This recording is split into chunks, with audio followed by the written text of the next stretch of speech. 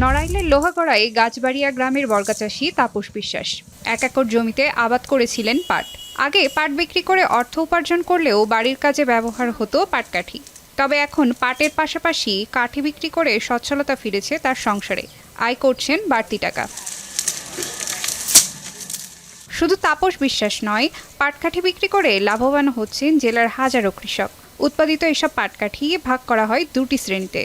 শুকনা মৌসুমে প্রান্তিক কৃষকদের কাছ থেকে পাটকাঠি ব্যবসায়ীরা বাড়ি থেকে নগদ টাকায় কিনে নিয়ে যান পাটকাঠি। নড়াইল থেকে ব্যবসায়ীরা পাটকাঠি কিনে খুলনা, বাগেরহাট, বরিশাল, সাতক্ষীরা, মানিকগঞ্জ, ঢাকা, চিটাগং সহ দেশের বিভিন্ন জেলায় বিক্রি করেন।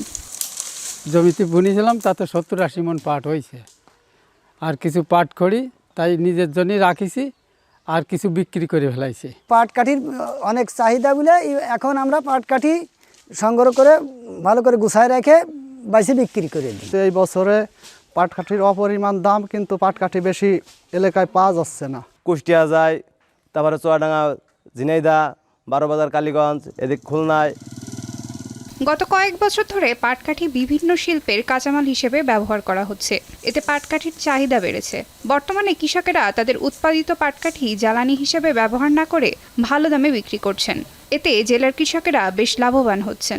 বর্তমানে পাটের যে কাঠিটা, এটা খুব ভ্যালুয়েবল হয়েছে, যেহেতু এটা পরিবেশ বান্ধব এবং শিল্পের কাঁচামাল হিসেবে এখন বহুবিধ ব্যবহার হচ্ছে। পাটকাঠির যে চাহিদা আছে এবং তারা অতিরিক্ত আয় করতে পারে, সেটার জন্যই কিন্তু আসলে কৃষকরা স্বাবলম্বী হচ্ছে এবং আশা করি যে দিনে দিনে পাটকাঠির আরও বহুবিধ ব্যবহার কারণে কৃষকরা তাদের মার্কেট আরও বৃদ্ধি পাবে এবং এটা ভালো দাম পাবে। চলতি বছর জেলায় পাটের আবাদ করা হয়েছিল 23,430 হেক্টর জমিতে। আর উৎপাদিত পাট থেকে পাটকাঠির পরিমাণ 1,40,985 মেট্রিক টন, যার বর্তমান বাজার মূল্য 135 কোটি টাকা।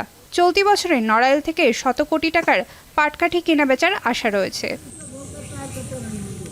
এখন নড়াইল।